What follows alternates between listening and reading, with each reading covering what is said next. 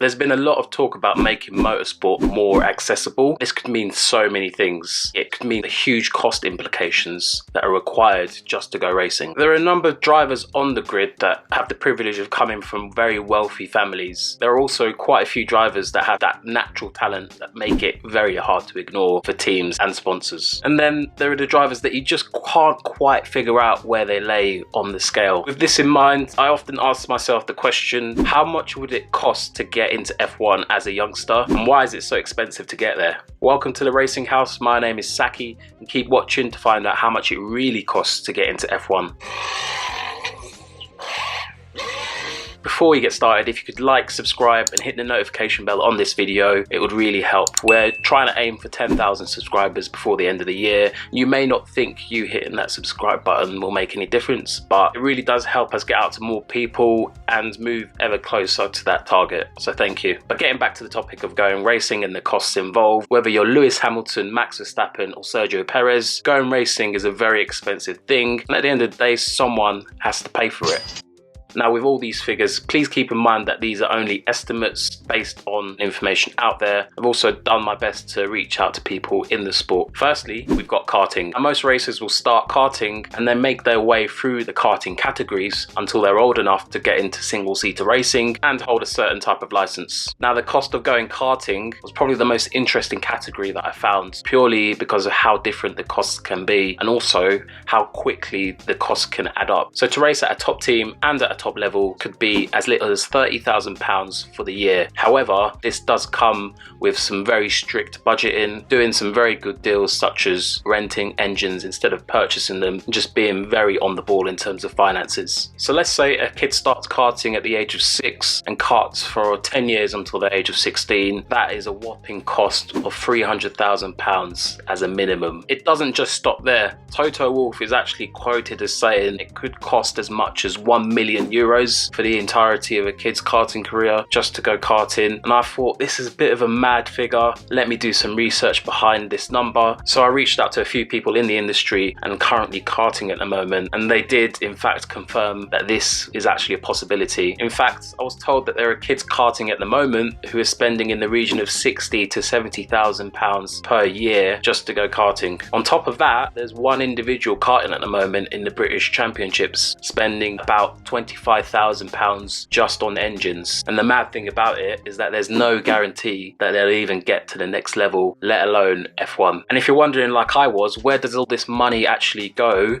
Here is what a typical race weekend could look like for someone that has a strict karting budget. All those costs and calculations can vary. Someone could in theory spend a lot more on things like equipment, accommodation and food, and that is being very strict. I'll keep that figure to a cool £700,000, but like I said, you could do it a lot cheaper if you were strict on your budget, or if you were part of an academy that could give you that extra support. Now, this is where it gets really interesting in terms of the costs, so stick with me, keep watching, because there are some costs involved after karting that will really surprise you. After karting, there are a number of options and single-seater racing categories that a driver could go on to do, but what we're going to do is stick with the FIA pathway, which pretty much does what it says on the tin. It's a pathway that leads to being a professional motorsport driver, and if things line up perfectly for you, become an F1 driver. We're going to go with F4, and participating in this championship actually contributes to FIA super license points. But how much does it actually cost to go racing in F4? It costs about €350,000 for a full season in F4, and I'm going to say that each driver spends about 2 years in each of these junior categories, which takes it up to €700,000 or about £630,000, which again is so much money for the average person. Keeping a running total after karting, we've got approximately a total of £1.3 million.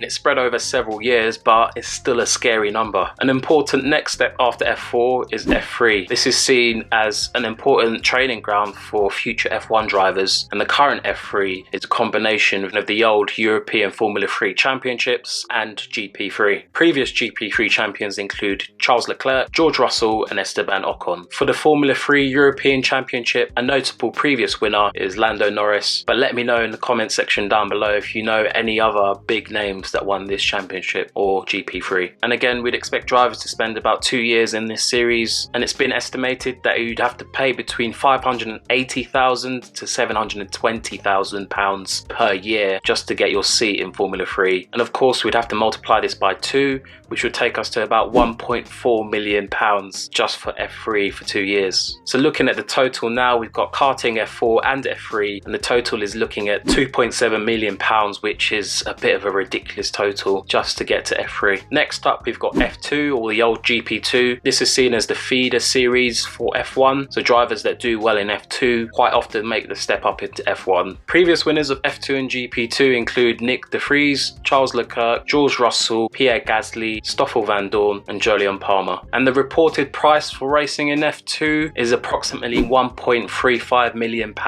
which again is astronomical, and a lot of people just don't have that kind of money laying about. And on top of that, we've got to obviously multiply that by 2, because most of these drivers spend about 2 years in these lower series, which takes us to about £2.7 million.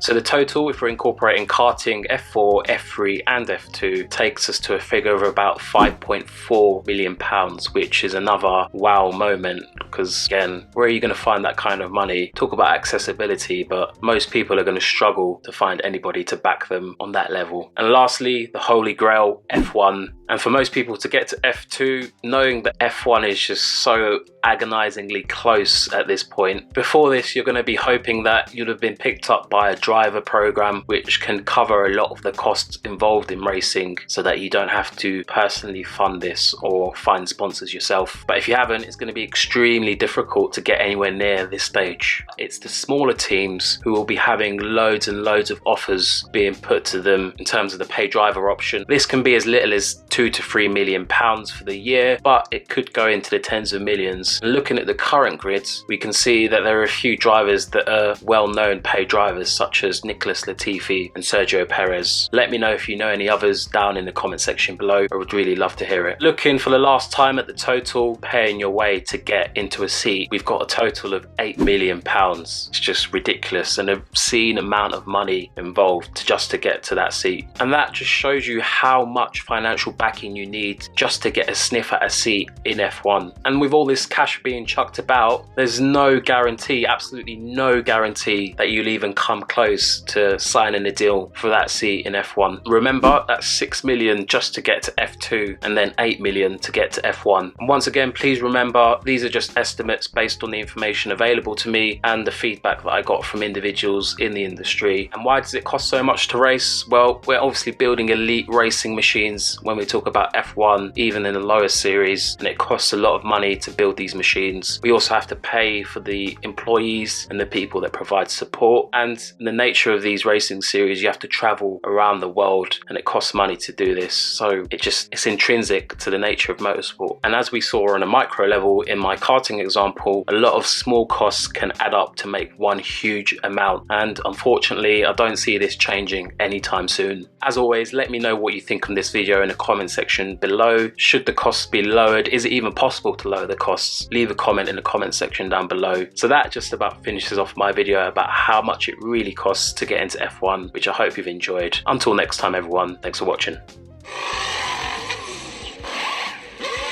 Like, subscribe and hit that notification bell to ensure that you get all my latest videos.